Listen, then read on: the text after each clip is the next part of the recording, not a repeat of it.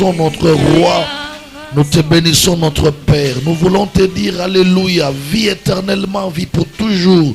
Toi qui règnes dans les ciels, sur la terre et sous la terre. Toi qui règnes de génération en génération. Toi qui règnes dans tous les âges. Nous voulons te bénir une fois de plus aujourd'hui. Laisse que ton nom soit élevé au milieu de nous.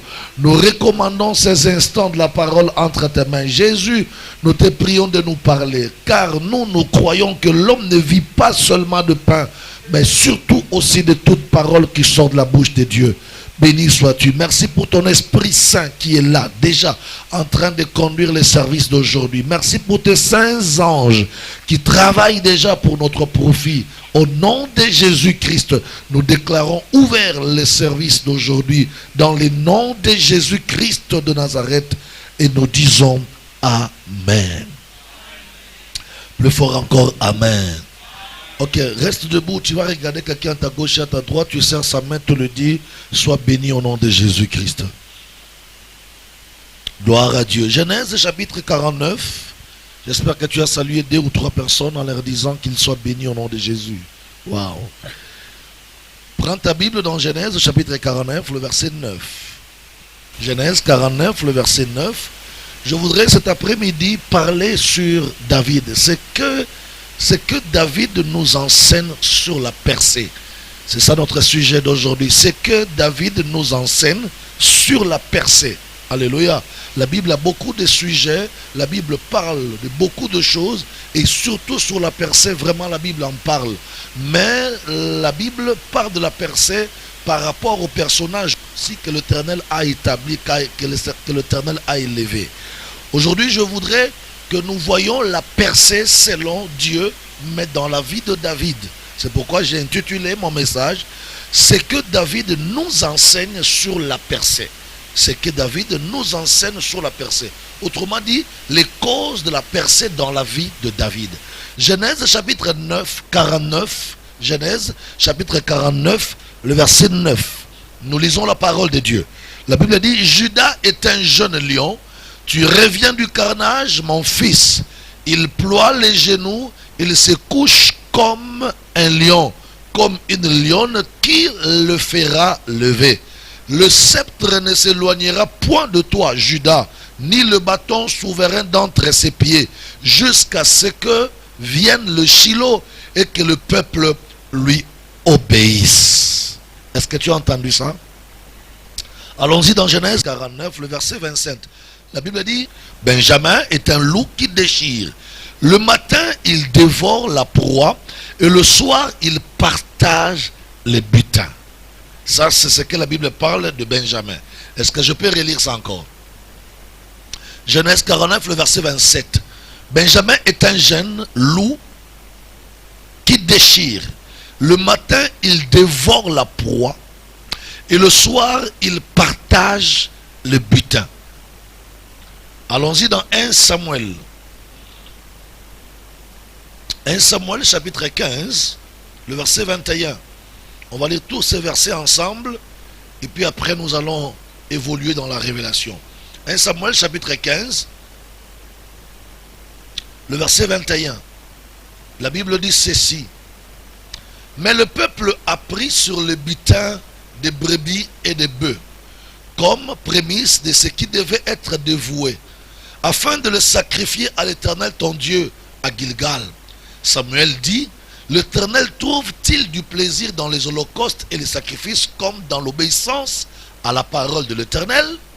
Voici l'obéissance vaut mieux que le sacrifice, et l'observation de sa parole vaut mieux que la graisse de bélier. 23. Car la désobéissance est aussi coupable que la divination, et la résistance ne l'est pas moins que l'idolâtrie et le téraphim. Puisque tu as rejeté la parole de l'Éternel, il te rejette aussi comme roi. Alors Saül dit à Samuel, j'ai péché car j'ai transgressé l'ordre de l'Éternel et je n'ai pas obéi à tes paroles. Je craignais le peuple et j'ai écouté sa voix. Parole du Seigneur. Pouvons nous asseoir au nom de Jésus? Bien-aimés dans le Seigneur, je voudrais que, comme je l'ai dit tout à l'heure, parler sur les causes de la percée dans la vie de David, ou carrément, nous voulons parler de ce que David nous enseigne sur sa percée. Je viens de donner deux passages de la Bible. Le premier passage parle de Judas, le deuxième passage parle de Benjamin, n'est-ce pas? Et ces deux passages vont nous révéler deux personnages de la Bible que l'Éternel a utilisés. Et c'est par rapport à ces deux personnages que nous allons tirer la conclusion pour commencer à comprendre et à voir comment David, qui était un roi d'Israël, a commencé à monter avec Dieu et à percer avec Dieu. Vous savez avec moi que la Bible est inspirée de Dieu, n'est-ce pas? Les Écritures disent que la Bible est inspirée, ou la Bible dit que les Écritures sont inspirées de Dieu. Les Écritures sont inspirées de Dieu pour nous enseigner, pour nous corriger, afin que l'homme de Dieu soit accompli à toute bonne œuvre. Ça veut dire que notre inspiration ou notre enseignement, notre orientation, notre bénédiction, notre canalisation, nous la trouverons dans les Écritures. Parce que les Écritures sont inspirées de Dieu pour nous enseigner. Que celui qui veut l'enseignement s'inspire à la parole de Dieu. Quand quelqu'un veut l'enseignement, qu'il sonde les Écritures, qu'il regarde les Écritures, il trouvera son enseignement. Quand quelqu'un veut aussi la correction, qu'il sonde les Écritures, dans les Écritures, il trouvera la correction de Dieu. Lorsqu'on veut être conduit, canalisé par Dieu, on n'a pas à tergiverser, on n'a pas à regarder ailleurs, on a seulement à aller sonder les Écritures, parce que la Bible dit que toute Écriture est inspirée de Dieu pour nous instruire, pour nous enseigner, pour nous corriger, afin que nous soyons accomplis à toute bonne œuvre, nous les enfants de Dieu, nous les hommes de Dieu. Et si Dieu veut nous enseigner sur la percée aujourd'hui, parce que Dieu veut aussi nous enseigner sur la percée aujourd'hui, nous parlerons de David, parce qu'il y a des Écritures dans la Bible qui nous révèlent comment David a été élevé, comment David a percé. Le premier verset que j'ai donné tout à l'heure nous parle de Genèse au chapitre 49, le verset 9. La Bible dit que Dieu est en train de parler. Ça veut dire que Jacob va rassembler ses enfants. Jacob va rassembler ses enfants et il va commencer à bénir chaque enfant. Pendant que Jacob a rassemblé ses enfants, il va commencer à bénir chacun de ses enfants. Il commence à parler de un après l'autre. Mais lorsqu'il arrive sur Judas, il va dire des choses fortes qui a retenu mon attention. Il dit à Judas, Judas, tu es un jeune lion. Tu reviens du carnage, mon fils.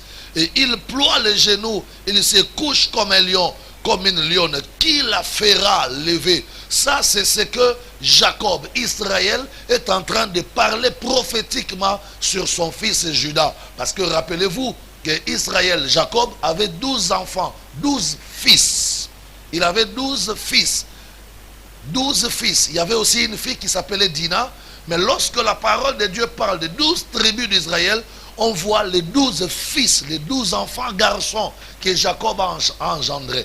Et ce jour-là, Jacob a rassemblé tous ses enfants à ses pieds et il a commencé à parler sur chacun de ses enfants. Et les paroles que Jacob a relâchées, a libérées ce jour-là, étaient des paroles très prophétiques qui devraient s'accomplir dans la vie de chaque enfant. Alors, mon attention a été retenue sur la prophétie de Judas. Parce que c'était une prophétie forte, une prophétie vraiment éclatante. Il dit que Judas, tu es un jeune lion, mon fils, tu reviens du carnage et tu ploies tes genoux comme un lion et tu te lèves comme une lionne. Et il dit au verset 10, ça c'est Judas, c'est Jacob qui parle à Judas. Jacob dit à Judas, au verset 10, toujours au chapitre 49, il dit, le sceptre ne s'éloignera point de Judas, ni le bâton souverain d'entre ses pieds, jusqu'à ce que vienne le Shiloh et que le peuple lui obéisse. Lorsque la Bible parle de sceptre qui ne s'éloignera point de Judas, en fait la Bible veut parler, ou Jacob voulait parler, de la royauté, de la chefferie qui ne s'écartera jamais de Judas. Donc, lorsque Jacob le père, Israël le patriarche, était en train de bénir chaque enfant, il disait des choses qui arriveront dans la suite, dans la vie de chaque enfant. Mais quand il s'agissait de la vie de Judas, il dit que Judas, les paroles que je relâche sur toi arriveront dans ta vie dans la suite des temps. Et qu'est-ce que ces paroles disaient? Ces paroles disaient que Juda sera toujours rattaché à son sceptre. C'est-à-dire que le sceptre de la royauté, le symbole de la royauté, le bâton de la royauté, le bâton de la souveraineté ne se détachera jamais de Juda. Il dit le sceptre ne s'éloignera pas de toi. Le sceptre, c'est le symbole de la chefferie. Le sceptre, c'est le symbole de la royauté. Et le papa Jacob dit à son fils que la royauté, la chefferie ne se détachera pas de toi, ne s'éloignera pas de toi. Ça veut dire, tu resteras permanemment chef ici sur le peuple d'Israël. Et il dit, même quand toi tu passeras, le sceptre s'attachera à ta maison. C'est-à-dire que le sceptre, la royauté, la souveraineté s'attachera à ta descendance. Or, lorsque nous rentrons dans l'arbre généalogique de Juda, on va constater que plus tard, il y aura quelqu'un qui naîtra dans la lignée de Juda qui s'appellera David. Alléluia. Donc David était de la lignée de Juda. Or, si David se trouvait de la lignée de Juda, cela veut dire que la prophétie que Dieu donne à Juda, ou la parole que Jacob relâche sur Juda par rapport au sceptre de la royauté, par rapport à la souveraineté, donc cette parole est aussi valable pour le descendant de Juda qui est David. Donc, vous comprendrez que David, avant qu'il naisse, avant qu'il soit né, David était déjà prévu dans le programme de Dieu comme roi sur Israël, sur les peuples de Dieu. Est-ce que vous comprenez cela? Mais avant que David n'arrive à être roi sur le peuple de Dieu en Israël, il y a eu un roi qui a été précipité. Et ce roi s'appelle Saül. Comment j'ai dit que Saül fut un roi précipité? Saül fut un roi précipité parce que la Bible dit que les enfants d'Israël en avaient marre d'être conduits par des juges. Et quand Israël s'est rendu compte que tous les autres peuples autour de lui avaient des rois, se conduisaient par des rois, se laissaient diriger par des rois, Israël va se rassembler pour aller dire aux juges de l'époque. Le juge d'Israël de l'époque était Samuel. Israël, le peuple d'Israël va dire à Samuel, nous voulons aussi, nous, Israël, avoir le roi comme les autres peuples qui nous entourent. Comment tous les autres peuples ont des rois, mais nous on n'a pas un roi pour nous diriger? C'est comme ça que Samuel va dire aux enfants d'Israël, je vais aller prier le Seigneur, et le Seigneur dira s'il faudrait arrêter avec la saison des juges et vous donner la saison des rois. C'est comme ça que le prophète Samuel, qui était en même temps prophète en Israël et juge, parce que Samuel exerçait les deux fonctions, il était en même temps prophète en Israël et juge. Donc lorsqu'on parle de juges en Israël, Samuel était le dernier juge en Israël. Mais cependant, il était aussi prophète en Israël. Et lorsque Samuel va aller consulter Dieu, va aller prier Dieu, Dieu lui dit, mais parce que ce peuple d'Israël veut avoir un roi, alors je veux leur donner un roi. Mais le roi que Dieu veut donner cette fois-là à Israël n'était pas un roi selon le planning de Dieu, selon le programme de Dieu. Pour Dieu, Israël n'avait pas encore besoin de roi. Mais comme le peuple s'impatientait, le peuple voulait à tout prix avoir un roi comme les autres peuples autour de lui, ils sont allés faire pression au prophète Samuel. Et quand Samuel a prié, Samuel va consulter Dieu. Dieu va lui dire, bon d'accord, tu vas leur donner un roi qui régnera sur eux. C'est alors que le prophète Samuel va écouter Dieu. Et Dieu va dire à Samuel, tu oindras pour roi en Israël Saül, le fils de Kis. Tu le oindras pour roi d'Israël. Ici, je voudrais vous rappeler une chose. Lorsque Dieu ordonne au prophète Samuel d'aller oindre Saül, il dit, tu le oindras comme roi sur Israël. Mais plus tard, vous le verrez, quand Dieu demande à Samuel d'aller oindre David comme roi sur Israël, Dieu change sa façon de parler. Il dit, tu oindras David comme roi pour moi. Tu le oindras pour moi comme roi sur Israël. Là, Dieu est en train d'exprimer sa volonté sur Saül et sur David. Il dit au prophète, le même prophète, il dit au même prophète Samuel, il dit, tu oindras Saül comme roi sur Israël. Mais plus tard, quand il veut oindre David, il dit, tu oindras David pour moi comme roi sur Israël. je ne suis pas encore dans David, je ne suis pas encore chez David, je suis encore en train de parler du premier roi qu'Israël a eu parce qu'il avait insisté, le roi Saül. Et quand Samuel va prendre sa fiole d'huile, va oindre le roi, le nouveau roi d'Israël, qui répondra au nom de Saül, celui-ci devient roi en Israël. Il commence à régner sur les enfants d'Israël. Mais la Bible déclare que lorsque Saül devient roi sur Israël, il commit beaucoup de délits. Il a fait beaucoup de choses qui n'étaient pas bien devant le Seigneur. Tout simplement parce que, nous le comprendrons après, qu'il n'était pas le roi d'Israël selon la volonté de Dieu. Mais il était roi sur Israël selon la volonté du peuple. C'est le peuple qui avait voulu qu'un roi monte sur eux, monte sur lui et le dirige en ces temps-là. Alors Dieu va dire à Samuel, prends le fils de Kis, Saül, et établis-le, oins-le comme roi sur Israël. C'est comme ça que Saül va devenir roi. Saül va régner sur Israël pendant plusieurs années. Mais pour votre information, lorsque vous rentrez dans la famille de Saül, vous verrez que Saül n'était pas de Juda. Saül était de Benjamin. Alléluia.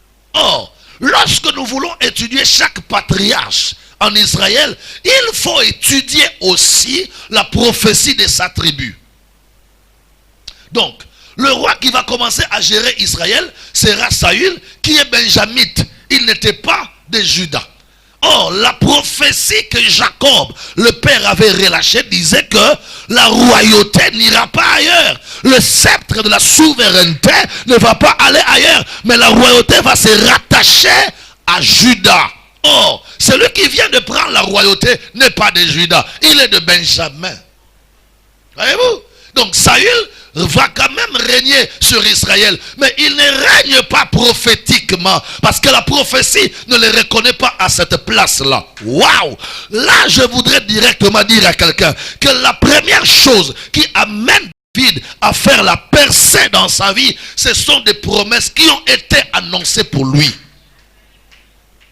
La première chose qui a fait que David soit élevé sur Israël, la première chose qui a fait que David soit roi sur Israël, c'est d'abord parce qu'il y avait une prophétie parlant de cela, parlant de ces choses. Une promesse de Dieu qui prévoyait que Juda ainsi que ses descendants seront tous de rois et le sceptre se rattachera à eux. Mais quand on voit Saül comme roi sur Israël, la prophétie ne prévoit pas Saül comme roi sur Israël. La prophétie prévoyait que pour être roi sur Israël, il faut être de la lignée de Juda. Or, Saül était de la lignée de Benjamite. Il n'était pas quelqu'un de la lignée de Juda. Donc, ce qui veut dire qu'il fallait que la promesse de Dieu soit restaurée, soit rétablie. Waouh! Bien-aimés dans le Seigneur, retenez une chose. La première chose qui t'aidera à faire une percée, à faire une montée dans la vie que tu es en train de mener, c'est d'abord les choses que Dieu a dit sur toi.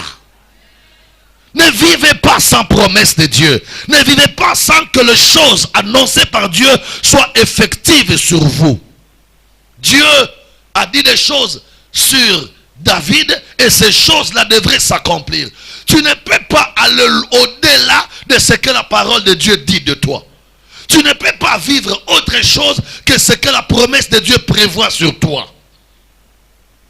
La promesse prévoyait que David sera le roi parce que c'est lui qui était de la lignée de Juda. La prophétie, la promesse disait que les descendants de Juda, ce sont eux qui régneront sur Israël, pas quelqu'un d'autre venant d'ailleurs. C'est seulement les fils et les descendants de Juda. Mais on voit là Saül, quelqu'un qui est de la descendance de Benjamin, prendre la royauté. Tu sais, tout ce qui est contraire à la promesse que Dieu t'a donnée finira par tomber et ta promesse sera rétablie.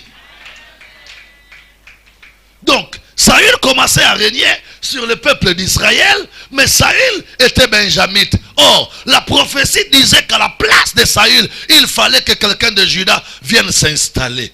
C'est comme ça que Dieu qui fait la promesse lui-même, qui donne la parole, il est capable de faire que sa parole s'accomplisse aussi. Dieu qui fait la promesse a tous les moyens pour que sa promesse s'accomplisse aussi dans ta vie. C'est pourquoi moi je dis à quelqu'un qui m'entend maintenant, tu peux vivre sans diplôme, c'est pas grave. Tu peux vivre sans maison, c'est pas grave. Tu peux vivre sans mari, c'est pas grave. Tu peux vivre sans travail, c'est pas grave. Mais ne vivez pas sans la promesse de Dieu. Celui qui vit sans la promesse de Dieu vit en danger.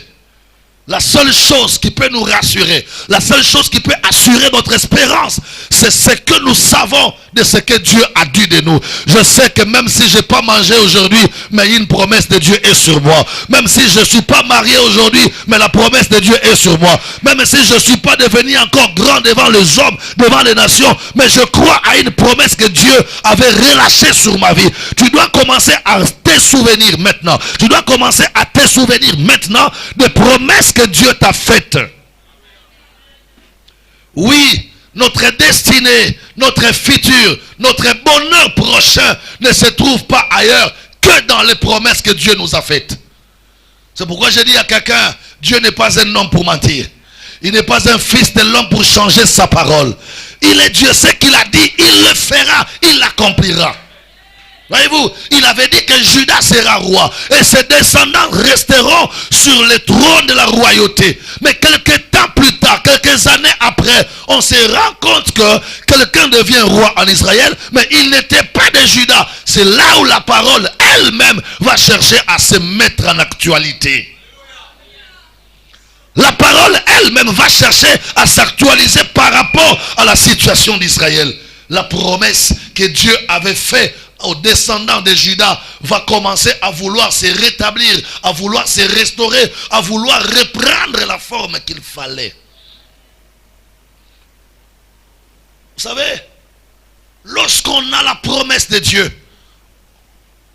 on est gagnant.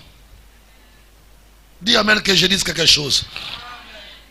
Lorsqu'on a la promesse de Dieu, on est gagnant.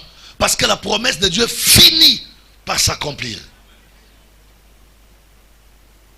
La Bible dit que le monde passera, tout ce que le monde renferme passera, mais la promesse de Dieu ne passera jamais.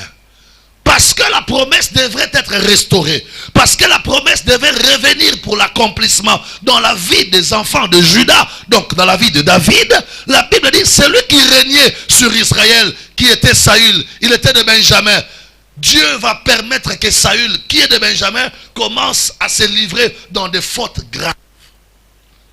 Quand la promesse de Dieu pour toi veut commencer à s'accomplir, tu n'auras pas besoin d'aider Dieu à accomplir sa promesse sur ta vie. Dieu lui-même ainsi que sa parole ont tous les moyens pour que la parole et la promesse arrivent à s'accomplir. De l'autre côté, David n'était pas encore roi. Il était quelque part dans une brousse, dans la forêt, en train de paître les brebis de son papa. Mais celui qui était sur le trône, il était roi sur Israël, Saül le Benjamite. La Bible dit que Dieu va permettre une erreur dans la vie de Saül. Tout simplement parce que Dieu voulait que Saül quitte le trône, parce que le trône n'est pas pour Benjamin, le trône c'est pour Judas et ses descendants. Je dis à quelqu'un, cette année ici, quelqu'un qui a occupé ta place, quittera ta place, parce que la promesse ne le voit pas en ces lieux-là. Voyez-vous, la promesse de Dieu ne le voit pas en ces lieux. C'est toi que Dieu voit en ces lieux-là. C'est toi que la promesse est en train de voir en ces lieux-là. Oh Dieu. C'est comme ça que Saül, qui était roi sur Israël, un jour il est sorti en exode pour aller combattre les Amalécites. La Bible dit pendant qu'il combattait les Amalécites, au lieu de sacrifier, de dévouer tout ce qu'ils ont pris comme butin en interdit, au lieu de maudire le butin qu'ils ont pris chez les Amalécites, la Bible déclare que Saül va garder quelques bœufs. Or Dieu avait dit à Saül et à ses gens, ne prenez rien chez les Amalécites. Tout ce que vous prendrez là-bas comme butin de guerre, vous ne l'amènerez pas en Israël. Vous allez les maudire et les dévouer par interdit. Rien d'Amalécite ne rentrera chez vous en Israël. Et Saül, lorsqu'il était face au butin de guerre qu'ils ont ramassé chez les Amalécites, Son cœur a été séduit par l'erreur, par les péchés. La Bible dit, il va prendre des bœufs gras qu'il va garder. Et quand il garde des bœufs gras, l'Éternel va inspirer le prophète Samuel pour lui dire, va vers ton fils Saül et va voir s'il a accompli la parole que je lui ai adressée par toi, bien sûr. Et lorsque le prophète Samuel est en train de venir vers Saül, le prophète entend derrière la maison des animaux qui étaient en train de crier. Il dit, mais qu'est-ce que j'entends là-bas? J'entends des cris des animaux. Qu'est-ce qui se passe? Qu'est-ce que vous avez gardé derrière là-bas? C'est comme ça que le roi Saül, le Benjamite, va dire au prophète Samuel. Il dit, mais nous étions venus ici en croisade de guerre. Nous avons remporté la victoire sur les Amalécites. On a tout tué, on a tout détruit. Mais le peuple m'a demandé de prendre quelques prémices dans les bitins que nous avons enlevés sur les Amalécites pour l'amener chez nous. Le prophète dit, attendez, vous avez pris quelle prémisse? Il dit, mais nous avons pris quelques bœufs gras qu'on a mis à côté, qu'on a mis à part pour aller le sacrifier à toi, l'Éternel Dieu. Alors Samuel lui dit, mais attendez, Dieu ne vous avait pas dit de prendre ces bœufs gras et d'amener ça en Israël. Dieu t'avait dit de prendre tout, et les hommes, et les biens, de tuer et de tout dévouer par interdit. D'où vient que tu as prélevé le prémisse sur les bitins de guerre en Amalek, chez Amalek, pour le garder derrière vous et aller l'offrir à l'Éternel sur vos autels en Israël? C'est là où le prophète Samuel va dire à Saül, il dit, Saül, l'Éternel te rejette parce que tu as rejeté sa parole, l'Éternel te rejette aussi. Et Saül dit à Samuel, mais non, mais prophète, père, j'ai gardé ces bœufs pour l'offrir en sacrifice, n'est-ce pas, à l'Éternel Dieu. Alors le prophète lui dit de la part de Dieu, il dit, Dieu m'a dit de te dire que l'obéissance à sa parole vaut mieux que tous les sacrifices que tu peux faire. Et ce que tu as fait, c'est grave. Dieu te rejette parce que toi aussi tu n'as pas eu égard. Tu n'as pas tenu compte de la parole qu'il t'avait annoncée. Voilà comment le roi Saül, qui était benjamite, qui n'était pas de Juda, va commencer à quitter la place pour que celui qui avait la promesse vienne s'installer à cet endroit-là. Tu me dis plus fort, alléluia. Donc, l'avantage de David, c'est la promesse que Dieu lui a faite. C'est la promesse que Dieu lui a donnée. Ce n'est pas lui qui a reçu la promesse directement. La promesse a été donnée à ses grands-parents. La promesse a été donnée à Judas. Et David étant de la lignée de Judas, il a bénéficié de la promesse de Dieu. Donc, la première chose qui nous aide à percer ou qui nous aidera à percer dans la vie, c'est d'abord être conscient des promesses que Dieu nous a données. Chacun de nous ici doit se rappeler. Chacun de nous ici doit se souvenir des choses que Dieu lui a dites. Écoutez-moi, qu'il neige, qu'il pleuve, qu'il ensoleille, qu'il vente, ce que Dieu t'a dit arrivera à s'accomplir un jour. J'avais dit tout à l'heure que Dieu n'est pas un menteur. Quand il fait la promesse, il réalise la promesse qu'il a faite.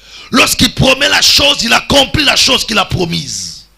Il n'est pas un fils de l'homme pour changer le soir des choses qu'il a dit le matin. Il n'est pas aussi un homme pour avoir l'habitude et le comportement de mentir. Il est Dieu. Dis à ton voisin, il est Dieu. Et quand il fait la promesse, il veille sur sa parole afin de l'exécuter. Il dit, je veille sur la parole de mes serviteurs et je suis derrière ma parole afin de faire quoi? Afin de l'accomplir. Donc quand Dieu relâche une promesse sur quelqu'un, Dieu n'oublie pas. Quand Dieu relâche une promesse sur ta vie, Dieu n'oublie pas. Il suivra la promesse qu'il t'a donnée jusqu'à ce que lui seul verra cette promesse se réaliser, s'accomplir dans ta vie. Et pendant que tu m'entends maintenant, je prie Dieu que la saison qui commence aujourd'hui soit la saison d'accomplissement des promesses de Dieu dans ta vie. Oh, à cause de la promesse, Saoul est descendu du trône et David va monter. Voyez-vous, ta promesse combattra pour toi. C'est pourquoi la Bible dit, gardez silence et l'Éternel combattra pour vous. En fait, quand la Bible dit que l'Éternel combattra pour vous, ça veut tout simplement dire que la parole, la promesse que Dieu a libérée pour toi, elle-même a la capacité d'entrer en bataille pour défendre ta position. Même si on t'a caché dans la forêt, même si on t'a caché dans la brousse, même si on t'a oublié comme David. Voyez-vous, David était oublié par son propre papa dans la forêt, derrière les brebis qui allaitent. Lorsque le prophète Samuel est venu dans la maison de son père pour chercher un nouveau roi selon Dieu sur Israël, David n'était même pas présent. Son visage n'était même pas là. Il était absent. Mais par rapport à la promesse que Dieu avait déjà relâchée depuis les temps anciens, cette promesse est sortie et est allée chercher David jusque là où il était caché, et la promesse l'a ramené jusque sur le trône d'Israël. Ta promesse combattra pour toi. Ta promesse défendra ta situation. C'est comme ça qu'il ne faut jamais faire du mal à un fils qui a la promesse de Dieu. Il ne faut jamais faire du mal à une fille qui a la promesse de Dieu. Lorsque quelqu'un a la promesse de Dieu, lorsque quelqu'un a une parole de Dieu sur sa vie, il a tout le royaume de Dieu autour de lui. Est-ce que tu comprends cela? Et ça, c'est le premier avantage. Le premier secret qui peut t'amener à la percée, c'est cela. C'est pourquoi moi j'ai dit aux gens, manquez de diplôme, manquez de parents, manquez de maison, manquez de mari, manquez de femme, mais ne manquez pas la promesse de Dieu. Celui qui a la promesse de Dieu et qui n'a pas tout ce que le monde peut lui offrir à cause de la promesse, il deviendra grand.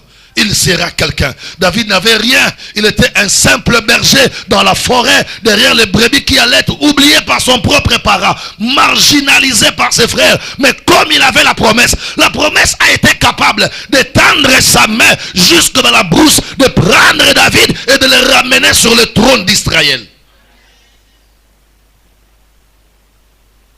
Ne vivez pas sans promesse, maman. Ne vivez pas sans promesse, papa. Ayez toujours une promesse de Dieu sur vous. Accrochez-vous toujours à quelque chose que Dieu t'a dit. Voyez-vous? Et quand Dieu veut élever quelqu'un, quand Dieu veut bénir quelqu'un, quand Dieu veut amener quelqu'un dans des dimensions élevées, le Seigneur commence d'abord par faire une promesse. C'est pourquoi moi j'ai dit à quelqu'un, dis-moi ta promesse, je te dirai qui tu seras demain. Parle-moi de ce que Dieu t'a dit, je te dirai ce que tu seras demain et où tu arriveras demain. Et quand tu vis sans promesse de Dieu, tu vis comme quelqu'un qui vit par hasard. En fait, chacun de nous finit par devenir ce que la promesse de Dieu dit sur lui. Quelles que soient les épreuves, quelles que soient les difficultés, quels que soient les problèmes qui peuvent arriver dans ta vie, n'oublie pas la promesse que Dieu t'a faite. N'oublie pas les choses que Dieu t'a dites. Ces choses-là finiront par s'accomplir un jour. Ça, c'est l'avantage que David avait. Il avait une promesse, même s'il était à la forêt, dans la forêt, derrière les brebis qui allaitent, mais au moins en lui, il y avait une promesse de Dieu. Et cette promesse attendait le moment de son accomplissement. Que personne te dise que tu es oublié par Dieu. Que personne te dise que tu es rien. Que personne te dise que tu ne vaux rien. Dis-lui que je vaux quelque chose, mais seulement j'attends le temps d'accomplissement de la promesse que Dieu m'a faite. La Bible dit que le Dieu que nous prions, c'est le Dieu qui fait toutes choses en son temps. Il fait toutes choses en son temps. C'est-à-dire que c'est lui qui connaît à quel moment ta promesse va s'accomplir. C'est lui qui connaît en quelle année la chose qu'il a annoncée pour toi aura sa forme. C'est lui qui connaît en quelle période les choses qu'il t'a promises arriveront. C'est pourquoi j'ai dit à quelqu'un, garde silence, ta promesse combattra pour toi.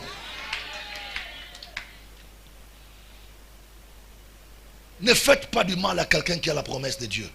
Ne combattez pas quelqu'un qui a la promesse de Dieu. Parce que la promesse de Dieu en lui le défendra. La promesse de Dieu en lui fera qu'un jour cette personne arrive à atteindre des dimensions et des positions que Dieu a réservées pour lui. Bien-aimé dans le Seigneur, tu sais, moi j'accepte encore d'aller en prière, sortir sans pain, sans argent, sans costume, sans voiture. Mais je ne laisse pas la prière si je ne sors pas de là-bas avec une promesse. N'arrêtez pas un moment de prière sans que vous n'ayez une promesse de Dieu. Ça veut dire, n'arrêtez pas votre prière sans écouter une voix de Dieu qui vous promet quelque chose.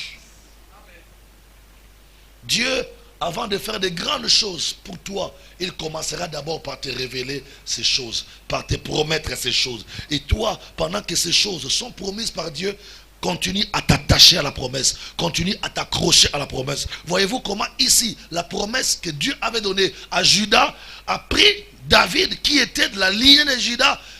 Cette promesse que Dieu a fait à Judas a pris David qui était de la lignée de Judas pour le faire monter sur le trône, pendant que la personne qui était déjà sur le trône, la promesse de Judas a pris Saül qui était sur le trône et l'a fait descendre par terre. On a vécu une mutation.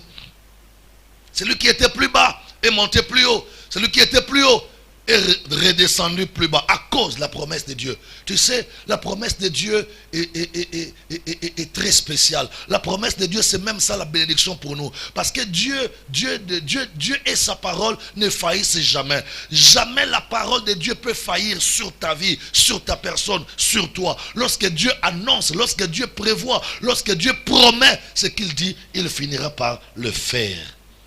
Le deuxième secret qui a amené David dans la percée, la deuxième chose qui a fait que David perce dans sa vie, c'était l'obéissance que David avait envers ses parents. David avait une obéissance envers son père. Il obéissait à son père et il obéissait à ses parents. Son obéissance a fait de lui quelqu'un de spécial. Parce que David n'était pas le seul, n'est-ce pas, qui était dans la lignée de Juda.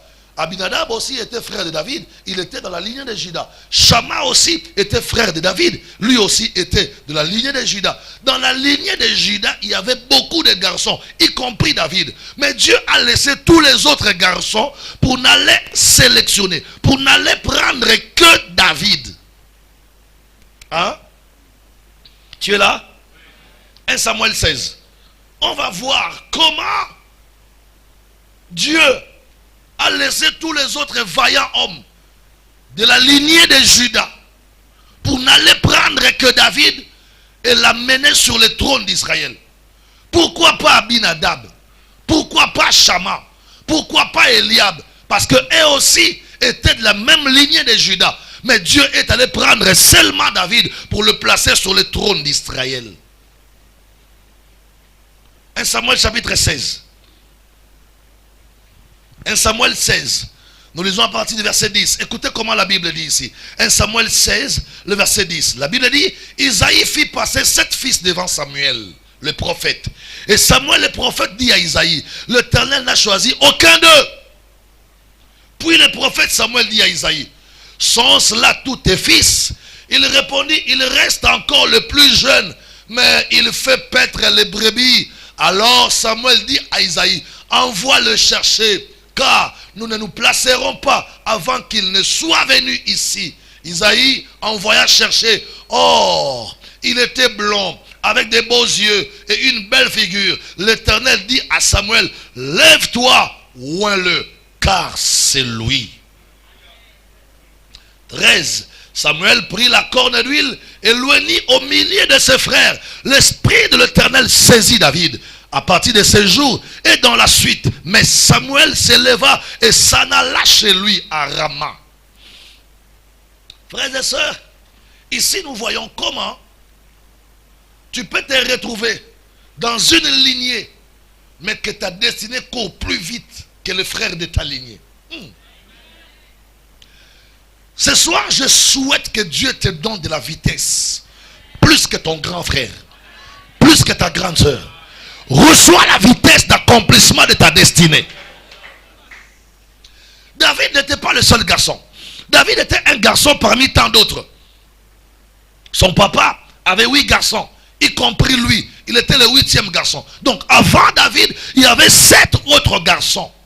Et tous ces garçons de la famille de David étaient tous les descendants de Juda. Donc la prophétie de Genèse 49, verset 27, ne concernait pas que David, ça concernait aussi tous les frères de David, parce qu'ils étaient tous des Judas. Mais qu'est-ce qui a fait que David décroche la promesse sur les autres et les rattache à lui? C'est son obéissance à son papa. La capacité qu'il avait de faire ce que son papa lui demandait de faire. Vous lirez bien la Bible à la maison. Vous comprendrez que la bénédiction de David, l'élévation de David n'est passée ailleurs, n'est pas passée ailleurs. C'est seulement passé par son obéissance. Tu verras que tout ce qui a fait que David se retrouve au trône d'Israël, c'est son obéissance. Sa capacité d'obéir à ses parents, à son papa, et sa capacité d'obéir à ceux-là que Dieu avait élevés avant lui. Voyez-vous, le prophète arrive dans la maison d'Isaïe. Le prophète arrive chez le papa de David, monsieur Isaïe. Il dit, l'Éternel m'envoie chez toi pour oindre un nouveau roi. Je vais oindre un roi chez toi pour l'Éternel, pour Dieu. Le papa dit, mais attendez, il y a déjà un roi qui règne ici sur Israël. Ce roi-là que tu oindras chez moi, tu me cherches des problèmes avec le roi Saül. Il dit, non, Dieu m'a dit de oindre pour lui un homme ici qui sera roi pour lui en Israël. Alors le papa Isaïe dit, d'accord, je vais faire passer tous mes enfants devant toi. Il a fait passer tous ces 7 garçons devant le prophète Samuel. Mais aucun d'eux n'avait été retenu par le prophète afin de recevoir l'onction de la royauté. C'est comme ça que le prophète va dire, mais attends, est-ce que chez toi, c'est tout ce qu'il y a comme garçon? Tu n'as pas un autre garçon parce que l'Éternel ne ment pas. Dieu m'a dit que c'est dans ta maison qu'il a choisi un roi. Mais quand je regarde tous les enfants que tu as fait passer ici, je ne vois aucun d'eux que Dieu n'a choisi. Dis-moi, tu n'as pas un autre garçon à part le 7 ici. Il dit, j'ai un 8e. Mais ce 8e là n'est pas resté à la maison. Ce 8e là ne reste pas avec moi ici. Ce 8e là, c'est un garçon qui reste dans la brousse, dans la forêt, en train de paître mes brebis et les brebis de la famille. Les brebis étaient pour toute la famille. Abinadab aussi pouvait aller garder les brebis. Shama aussi pouvait aller garder les brebis. Mais comment c'est seulement David qui s'est retrouvé berger de ces brebis? C'est parce que David avait la capacité d'obéir à ses parents et de servir sa famille. Voyez-vous, tu ne peux pas accéder à la grandeur, tu ne peux pas accéder au trône lorsque tu n'as pas été capable de servir les autres. David était celui qui servait sa famille. Il était prêt à servir son père. David était prêt à servir ses frères. Il était prêt à servir sa famille. Il s'est disponibilisé jusqu'à se retrouver là-bas dans la forêt en train de paître les brebis de la famille, les brebis de son père et de ses frères. Mais David ne savait pas qu'en faisant ses services pour la famille, pour les autres, il était en train de préparer sa montée vers le trône. La deuxième chose que tu dois retenir, si tu veux être grand demain, tu veux que Dieu te prenne de la poussière et t'amène en haut, tu dois apprendre à être obéissant envers tout cela que Dieu a élevé au-dessus de toi. En commençant par tes propres parents, après par ton pasteur, et puis ton chef au travail. Toute personne qui vit dans la désobéissance par rapport à cela que Dieu a élevé devant lui, il est en train de bloquer son élévation. À chaque fois que tu t'opposes au grand que Dieu a placé sur toi, tu freines ta montée, tu bloques ton élévation, tu n'iras pas loin, tu ne vas pas monter. Parce que la Bible déclare, ce qu'un homme aura sémé, c'est ce qu'il moissonnera. La désobéissance aux hommes, aux femmes, que Dieu a élevés au-dessus de nous, nous barre la route, nous bloque la route, nous empêche d'accéder au trône qui nous attend demain. Je dis toujours aux enfants de Dieu, il n'y a personne qui est devenu roi, président, empereur ou chef parce qu'il est allé apprendre dans une école bien indiquée. Jamais. Il n'y a pas une école qui forme des chefs. Il n'y a pas une école qui forme des présidents. Il n'y a pas une école qui forme des rois. Mais on apprend à être grand à côté de notre grand. On apprend à être élevé à côté de notre homme ou à côté d'une autre femme que Dieu a élevé. Et lorsqu'on n'a pas la capacité d'être obéissant, on est en train de barrer la route à son propre ou à sa propre élévation. Celui qui barre, qu'est-ce que je vais dire? Celui qui n'est pas obéissant à cela que Dieu a élevé avant lui, est en train de combattre son élévation, sa propre élévation. Tu te barres la route toi-même par ton obéissance, par ta désobéissance plutôt. Tu te barres la route toi-même. Tu te compliques l'avenir toi-même par ta désobéissance. Et ça, c'est très dangereux. Dis-moi plus fort, c'est très dangereux. Le troisième secret qui a amené David, oh Seigneur. Le troisième secret qui a amené David, n'est-ce pas, à accéder au trône, à percer pour arriver au trône, c'était la reconnaissance de son don et la maximisation de ces dons-là. La reconnaissance du don que Dieu lui avait donné et puis la mise en valeur de son don que Dieu lui a donné. Quand vous lisez la parole de Dieu, toujours dans 1 Samuel, au chapitre 16, le verset 17, 1 Samuel 16, le verset 17, écoutez comment la Bible dit. 1 Samuel 16, 17, la Bible dit, Saül répondit à ses serviteurs. Saül répondit à ses serviteurs. Trouvez-moi donc un homme qui joue bien et amenez-le-moi.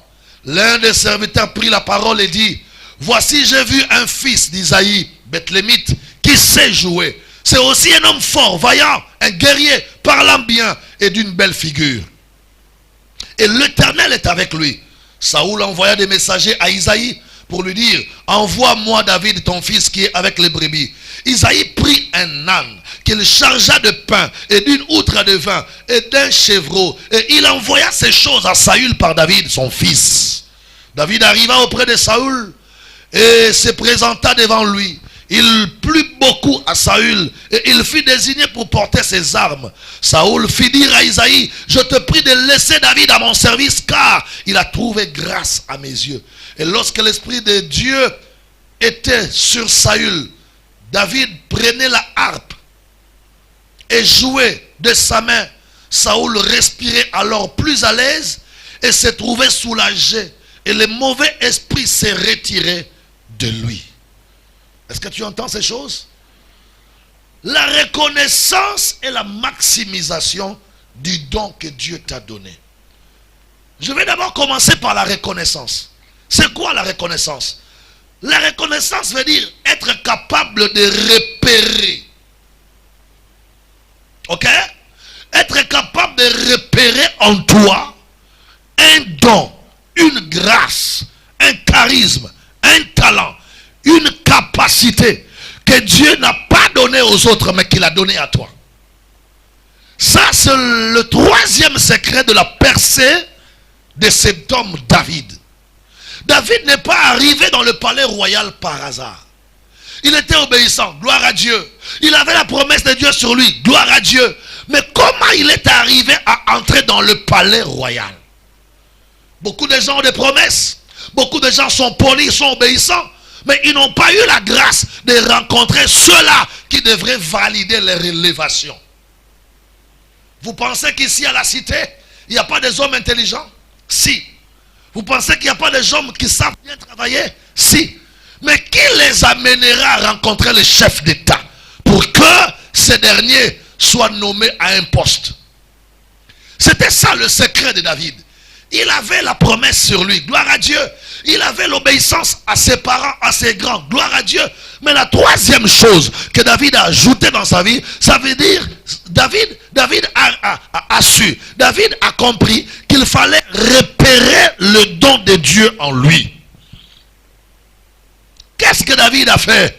David a compris que moi, en tant que David, je ne suis pas vide, je ne suis pas creux. J'ai quelque chose que Dieu m'a donné. David s'est souvenu qu'en lui, n'est-ce pas, il avait une grâce, un talent d'artiste, un don inné. Et avec ces dons de David, David a commencé avec son don depuis le bas âge. Depuis qu'il était très jeune, David avait reconnu son don et il commençait à travailler avec ces dons-là. Depuis que son papa l'avait envoyé dans la forêt, en train de paître les brebis, c'est ces dons-là que David avait repérés en lui. Et il commençait à travailler avec ces dons-là. La Bible dit que chaque soir, David avait l'habitude de prendre sa harpe et de jouer devant les brebis. Mais quand David jouait, il jouait pour endormir les brebis. sa harpe, sa musique était pour bercer les animaux à dormir. Il ne jouait pas devant un homme, il ne jouait pas devant une femme, il ne jouait pas devant une assemblée de personnes. David jouait devant des animaux et il n'y avait pas de personnes humaines devant lui. Tout ce que David voulait, il voulait prendre plaisir à exercer son don. Quand quelqu'un a reçu de Dieu un vrai don, tu dois savoir que le don que Dieu t'a donné, c'est ça la garantie de ta percée. Tu vois? Tu ne monteras pas par ton diplôme, tu monteras par ton don. Le don, le talent, la grâce que Dieu t'a donné, c'est ça la garantie de ton élévation. C'est pourquoi, quand tu as un don de Dieu, tu as une grâce de Dieu, ne joue pas avec ton don, ne joue pas avec ta grâce. Tu rouleras carrosse à cause de ces dons. Tu habiteras dans des palais à cause de ces dons. Tu seras respecté à cause de ces dons. Les dons que Dieu nous donne, c'est la fortune qu'il donne à chacun de nous. Quand plusieurs pensent hériter de leurs parents de l'argent pour être heureux, certains pensent reconnaître et retrouver les dons de Dieu en eux pour être heureux demain.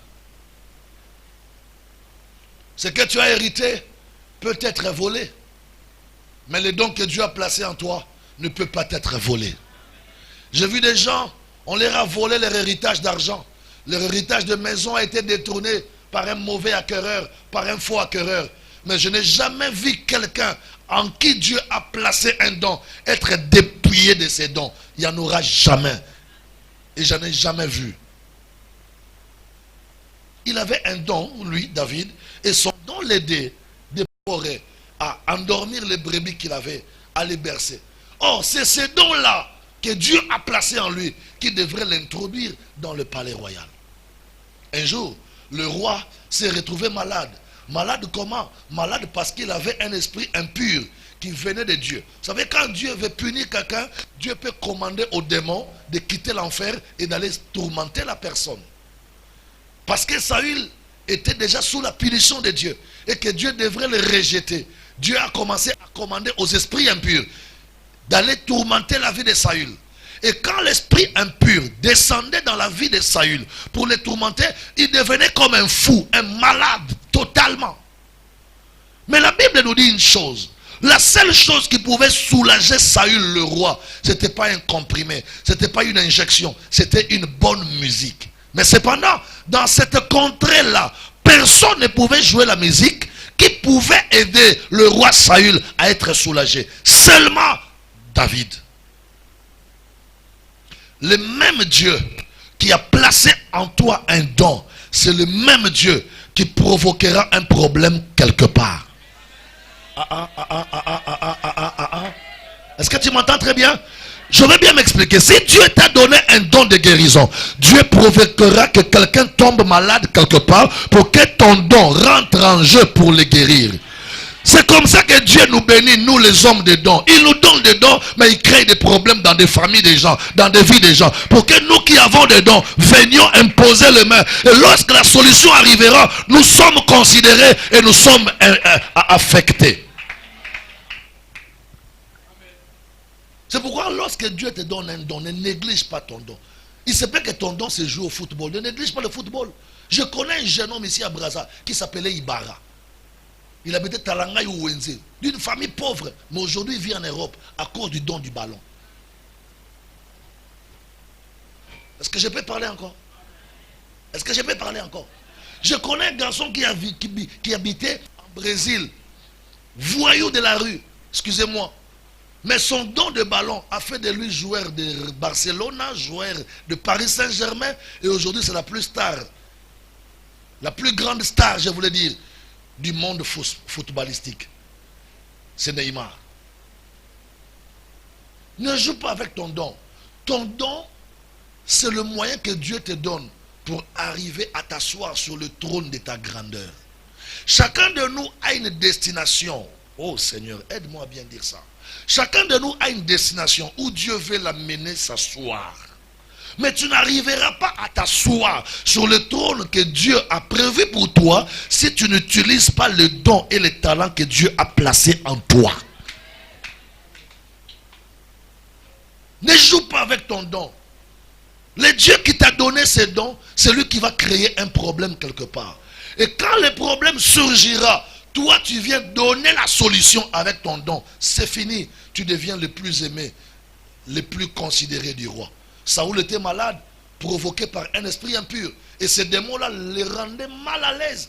Mais la Bible déclare, on cherchait qui devrait jouer à la harpe ou à la musique pour que le roi soit soulagé. On a cherché partout dans le royaume. Il n'y a personne qui savait jouer comme David. Ça aussi c'est un problème. Et je vais revenir dessus. Jusqu'à ce qu'un collaborateur du roi va dire au roi, mais roi, moi je connais un monsieur, un garçon, il est bethlémite de la famille d'Isaïe. Il joue très bien à la harpe.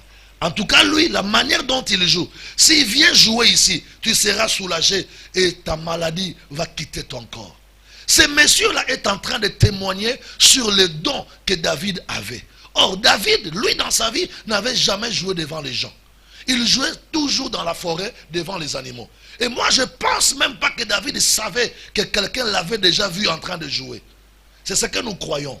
Je prêche, on ne me connaît pas. Je chante, on ne me connaît pas. Je sers Dieu, on ne me connaît pas. Il y a quelqu'un qui t'a vu. Il y a quelqu'un qui t'a connu. Et quand le temps de monter pour toi arrivera, le Seigneur passera par la personne qui t'a vu et témoignera pour toi. Je vais dire à quelqu'un, frères et sœurs, écoutez-moi très bien. Ce que Dieu te demande à faire, fais-le bien. La grâce que Dieu t'a donnée, exerce bien cette grâce. Demande-moi pourquoi. Parce que le témoignage de ta grâce te précédera. Tu n'es pas encore arrivé à Luanda, mais des gens savent qu'il y a un chantre à Brazza. Ils sont là-bas à Luanda, mais ils connaissent ton nom. Ils sont là-bas à Paris, mais ils connaissent ton nom. C'est-à-dire que ton travail va assurer ta réputation. Waouh! Ton travail va assurer ta renommée. Il y a des gens qui nous connaissent des noms, mais ils ne nous ont jamais vus.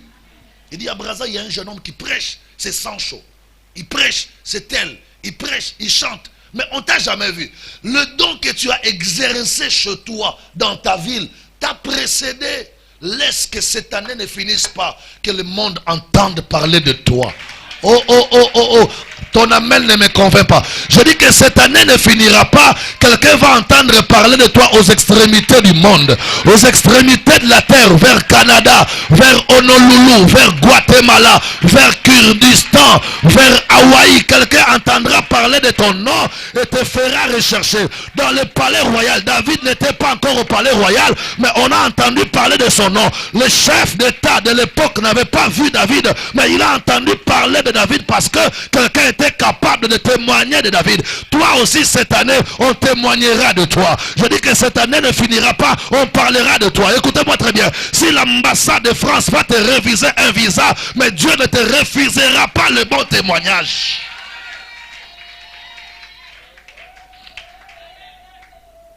Ton témoignage va parcourir le monde entier. Ton témoignage te précédera. David était encore dans la forêt en train de manger les herbes de la forêt et de jouer devant les brebis, que le roi entendra son nom.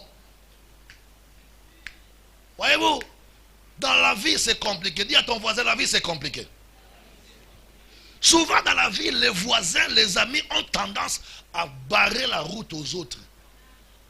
C'est peut-être ton cas. Quelqu'un t'a barré la route, n'a pas voulu te faire rencontrer un décideur qui peut changer ta vie, qui peut changer ton histoire. Mais le Dieu que moi désirais, je prêche, t'ouvrira une porte.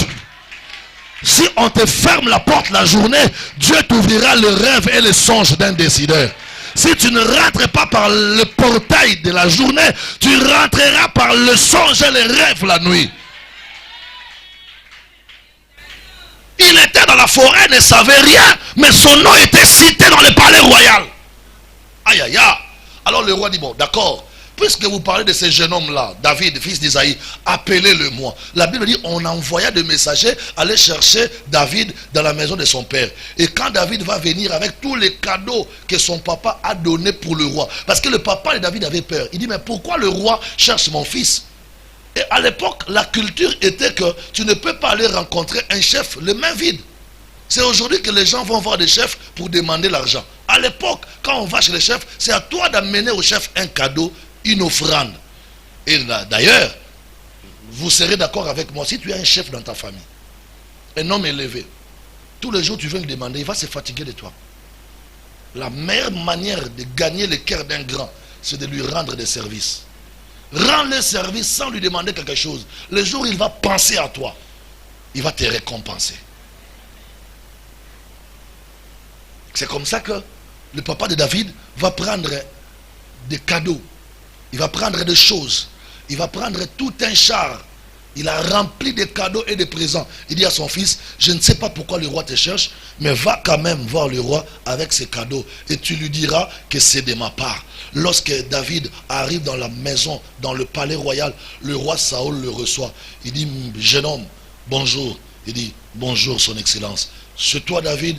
Oui. Le fils d'Isaïe? Il dit, oui, c'est moi le fils d'Isaïe. D'ailleurs, mon papa Isaïe m'a demandé de te donner toute cette cargaison des offrandes et des cadeaux parce qu'il tient à honorer ta royauté. Il dit, bon d'accord, est-ce que c'est toi qui sais jouer à la harpe? David a dit, oui, c'est moi qui sais jouer à la harpe. On lui donna un instrument et sur place, David a commencé à jouer. Heureusement que le témoignage qu'on avait donné sur David était vrai. Si c'était faux, quand on lui remettait la harpe, il n'allait pas bien jouer. C'est comme ça que beaucoup de gens sont bloqués parce qu'ils marchent dans le mensonge. Je connais faire ça, je suis ceci. Mais quand on va vérifier, tu n'es pas ça. Hein? Oh, je connais faire ceci. Oh, tu ne connais pas. David, s'il avait menti ce jour-là, on l'attraperait. Le roi allait dire, mais moi j'ai entendu parler de toi, un bon joueur de la harpe. Comment tu ne sais pas jouer à la harpe? Tu es devant moi. Écoute-moi très bien. Tout ce que les gens ont entendu sur toi sera vérifié un jour. C'est pourquoi il faut éviter les mensonges. On finira toujours par te découvrir. On finira par t'attraper. David n'a pas menti. David a dit la vérité. Oui, c'est moi David, l'homme dont tu as entendu parler. On lui dit, bon d'accord, prends la harpe et tu vas jouer. David a pris la harpe. Il a commencé à jouer. Et quand il jouait, la Bible dit que l'esprit impur qui a agité le roi commençait à le libérer et le roi devenait de plus en plus soulagé. Le roi s'est rendu compte qu'il n'y a aucune molécule d'un comprimé, d'un sirop, il n'y a aucune injection qui a pu me donner la guérison. Ma guérison, c'est par le don que ce jeune homme a. C'est là où moi j'ai compris qu'il ne faut pas jouer avec les dons que Dieu nous donne. Moi j'ai reçu de Dieu un don, c'est parler devant les gens. Je ne peux pas jouer avec mon don de parler devant vous. C'est pourquoi quand je viens chez toi, tu me dis, Daddy, je t'ai acheté un jus, tu me donnes un jus glacé. Je ne peux pas boire ton jus glacé. Parce que tout ce qui est glacé va abîmer ma voix. Je ne joue pas avec ma voix. Prends-moi mon pied, je resterai prédicateur. Prends-moi mon bras, je resterai prédicateur. Mais ne me prends pas la voix. Mon don, c'est la voix. Mon don, c'est la voix. Je ne bois pas l'eau glacée. Et quand je dors, je dis aux gens, si je ne me réveille pas moi-même, ne me réveillez pas. Parce que la voix se restaure lorsqu'on dort suffisamment. C'est ça mon don. Maintenant, moi, je te pose la question, quel est ton don? Quand tu n'es pas capable de reconnaître ce que Dieu t'a donné comme don, tu monteras comment? Tu perceras comment? Tu évolueras comment? Il y a des gens qui vivent sans reconnaître les dons qu'ils ont. De touche à tout. Il fait ça aujourd'hui, demain il fait ça. Au fait, lui-même, il ne sait pas quel est son don. Et puis pour se consoler, il dit, moi, je suis polyvalent. Non, ce n'est pas question de polyvalence. Ça, c'est plus le monde de polyvalence, c'est le monde de spécialité. Quand tu vas au CHU, tu trouveras des généralistes. Et même à la cité, les généralistes coûtent 10 000 francs. Quand tu veux voir un médecin généraliste à Brazza, tu dois avoir 10 000 francs. Mais un spécialiste professeur, si tu n'as pas 25 000 francs, tu ne le verras pas, à moins qu'il soit en promotion.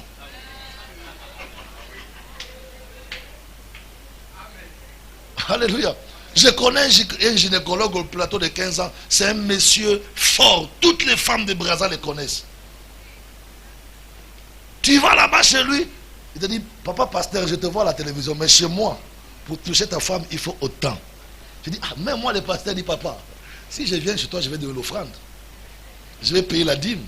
Toi aussi, tu viens chez moi, paye les honoraires. Et puis j'ai compris que c'est son don. Bien aimé, le monde d'aujourd'hui n'a plus besoin de généralistes. Le monde d'aujourd'hui n'a plus besoin de polyvalents. Le monde d'aujourd'hui a besoin de spécialistes. David était spécialiste dans sa grâce de jouer à la harpe. Et mais tu sais quoi? Est-ce que je peux parler? Donc donne-moi un bon amen, je vais parler. Tu sais que Dieu, lorsqu'il veut t'amener plus loin dans la vie, il peut utiliser ton don pour t'introduire dans ta grandeur. En fait, David n'est pas rentré dans le palais royal par élection. On l'a pas élu pour devenir roi. Il n'y a pas eu consensus pour qu'il soit roi. David a hérité d'une royauté qui n'était même pas héréditaire. Parce que l'actuel roi était un benjamite. Lui, il était de Juda. Donc, il n'y a pas hérédité entre Benjamin et Juda. Mais comment il a pu avoir la royauté? C'est parce qu'il avait un don qui l'a permis d'entrer quelque part. Laisse que ton don t'ouvre une porte. Ne néglige pas ton don. Ça va t'ouvrir une porte et tu monteras, tu perceras, Dieu te bénira. Tout à l'heure, je vais prier pour que vos dons commencent à crier. Pour que vos dons commencent à parler. Il y a des dons qui crient. Il y a des dons qui parlent.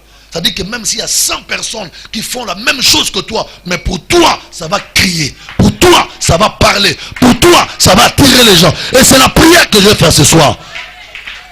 Les gens du monde appellent ça chance. Moi, je n'appelle pas ça chance. Moi, j'appelle ça la maximisation de la grâce. Que Dieu aiguise ta grâce. Que Dieu maximise ta grâce. Et au-delà de la reconnaissance de son don, quand tu connais maintenant ce que tu as comme don, il faut maintenant travailler pour que ces dons-là grandissent. Tu dois faire grandir ton don. Tu ne dois pas être la même personne faisant la même chose chaque année. Il faut que ce que tu faisais l'année passée, cette année, que les choses évoluent. La Bible même dit, Jésus qui est Dieu, l'enfant Jésus, dans Luc chapitre 2, au verset 62, je crois, la Bible dit que l'enfant Jésus croissait en stature, en grâce et en sagesse. Lorsqu'une grâce ne grandit pas, ce n'est pas une bonne grâce. Lorsqu'une sagesse ne grandit pas, ce n'est pas une bonne sagesse. Normalement, les gens qui te connaissaient l'année passée, quand ils te verront cette année, ils doivent sentir que les choses ont évolué en toi. Il dit, ah, les frères là, je l'avais connu l'année passée, mais cette année, sa crainte de Dieu a augmenté. N'est-ce pas? Sa grâce de chanter, sa grâce de prêcher a augmenté. Sa sagesse aussi de vivre avec les gens a augmenté. Mais quand ces choses-là ne changent pas, n'évoluent pas, n'augmentent pas en toi, il y a un problème, il y a un problème, il y a un problème. J'avais dit ici le 1er mai, pendant qu'on avait attelé le ministère, toute chose qui ne grandit pas, qui ne croit pas, crée la frustration dans la famille. Tu as un bébé qui ne grandit pas. 6 mois, il rampe. 9 mois, il rampe. 1 mois et demi, 1 an et demi, il rampe. 2 ans, il rampe. Maman sera frustrée. Il dira, mais oh, Naboti au Kisimbi, to Mongolie. Parce qu'il n'y a pas d'évolution. Il y a des gens qui ont des grâces qui ne grandissent pas. Il y a des gens qui ont des grâces qui n'évoluent pas. Il y a des gens qui ont des grâces qui n'émergent pas. Il faut grandir en stature, ça veut dire en âge, grandir en grâce dans le don et grandir dans la sagesse. La sagesse, c'est la capacité de faire le bien là où on vit. Tu dois grandir en bon cœur. Ne grandis pas en méchanceté. Il faut grandir en bon cœur. Les gens constatent que lui là, son cœur bon est en train de grandir. Tu me dis plus fort, alléluia. Oh, les jeudis ne manquez pas parce qu'il y a des choses qui vont se passer ici jeudi. Proverbe chapitre 22. On va lire ça. Proverbe 22. Proverbe 22. Proverbe 22, le verset 11. Je crois avoir trouvé un bon verset là-bas pour toi. Proverbe 22, le verset 11. Est-ce que je...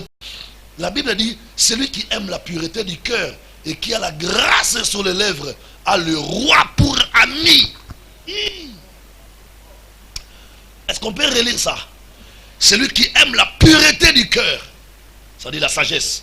Celui qui aime la sagesse et qui a la grâce sur ses lèvres a le roi pour ami. Ça veut dire que quand quelqu'un fait bien sa grâce, quand quelqu'un exerce bien son nom, ne vous étonnez pas qu'il soit ami du roi, ami des grands, ami des personnes élevées. Le mécanicien qui est là-bas, ce garçon-là, il est extraordinaire en voiture automatique. C'est comme si c'est lui qui a fabriqué toutes les voitures que vous voyez. Mais c'est aussi un bébaneur. Mais qu'est-ce qui se passe? Quand il gaspille ta voiture, ou bien il prend ta pièce, il met chez quelqu'un d'autre, toi tu viens le faire arrêter. C'est un colonel qui vient le sortir de la prison. Si toi tu es colonel, tu l'envoies à prison parce qu'il a gâché ta voiture. C'est un ministre qui vient le faire sortir. Et puis le ministre dit au procureur, libérez-le-moi pendant une semaine, il va d'abord réparer ma voiture et puis il va rentrer en prison. Donc tous les grands sont devenus ses amis à cause de son don. Tu vois, toi tu as des petites relations parce que ton don ne grandit pas. Quand quelqu'un fait grandir son don, il aura des relations avec de grandes personnalités, de grandes personnes. Je suis allé un jour dans un bureau de l'État faire un document. Je rentre comme ça, je vois une maman qui écrivait. Il y avait 3 tables. Moi, je me dirige sur une autre table. Son collègue me reçoit. Elle, de l'autre côté, elle soulève son regard, elle me voit, mais elle fait semblant parce que je suis allé chez son collègue. Mais quand son collègue a commencé à me compliquer, la maman a déposé des stylos. Elle a enlevé ses verres, elle se lève, elle vient voir son collègue. Mais le dossier en question, c'est quoi? Le monsieur veut quoi? Il veut quoi au juste? Et puis le collègue voulait commencer à lui dire, non, mais tu vois. Après il dit, non, ne fais pas ça. Il est en ordre, c'est mon pasteur. Je dis, ah madame, reprends ce qu'il dit. Il dit, non, papa, tu es mon pasteur. Il me dit, moi ton pasteur, tu pries où? À Poto ou bien là-bas à la base? Il dit, non, toi tu viens beaucoup prêcher chez nous. Tu es l'ami de mon pasteur. Et tu nous as beaucoup fait du bien par tes prédications. Bien aimé, quand la maman là m'a dit ça, je me suis senti gonflé. J'ai arrangé mon veston. J'attendais qu'on signe mon document pour que je sorte. Pourquoi ce privilège? Je ne suis pas parent d'un chef. Je n'ai même pas la même tribu qu'un ministre. C'est mon don. Ne permets à personne de tuer ton don. Ne permets à personne de détruire ton don. La richesse, la gloire que Dieu t'a réservée sur terre, c'est ton don, c'est ton talent, c'est ton charisme que Dieu t'a donné. Ne joue pas avec ton don. Prends ton don au sérieux. Il se peut que ton don c'est faire les tresses. Fais ça bien.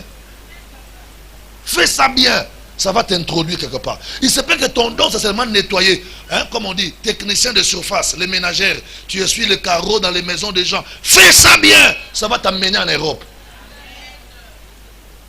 Dis à ton voisin, quel est ton don?